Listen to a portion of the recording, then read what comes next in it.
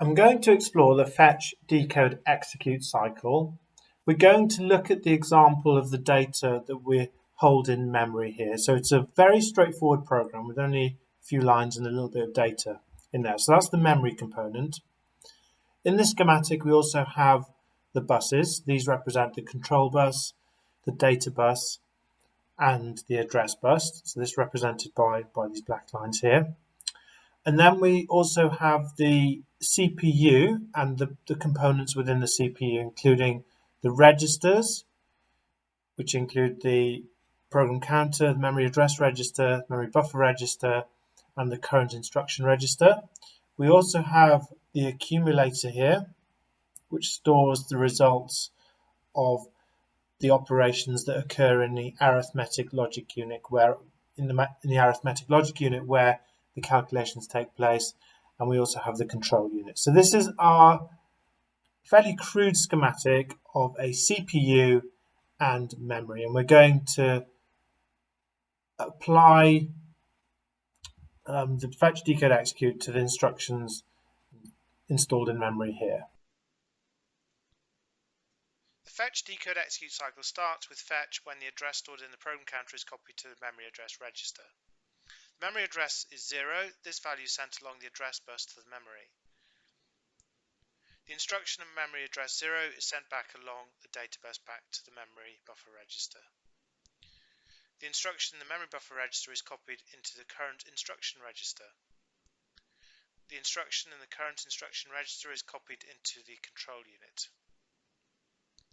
The control unit instructs the program counter to increment by 1, ready for the next instruction. The control unit decodes this instruction.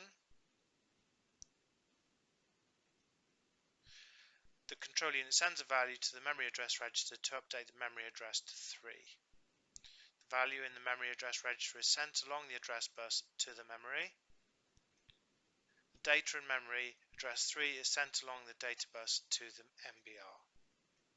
The value in the MBR is sent along the data bus to the accumulator. That completes the first FDE cycle. The value in the program counter is copied along the address bus to the memory address register. The value in the memory address register is sent along the address bus to the memory. The instruction at memory address 1 is sent back along the data bus to the memory buffer register. The instruction in the memory buffer register is copied into the current instruction register. The instruction in the current instruction register is copied to the control unit. The control unit instructs the program counter to increment by 1.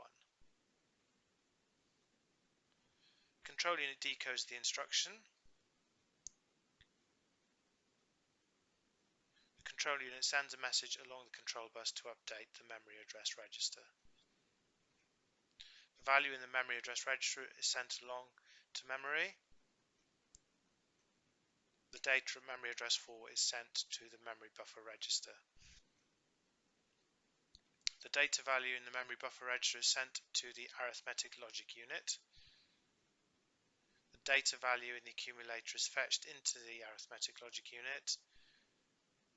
The arithmetic logic unit performs the operation, in this case adding the two values together. The arithmetic logic unit returns the result back to the accumulator. That concludes the second cycle. The address in the program counter is copied to the memory address register. The value in the memory address register is sent to memory. The instruction is copied to the memory buffer register. The instruction in the memory buffer register is copied to the current instruction register.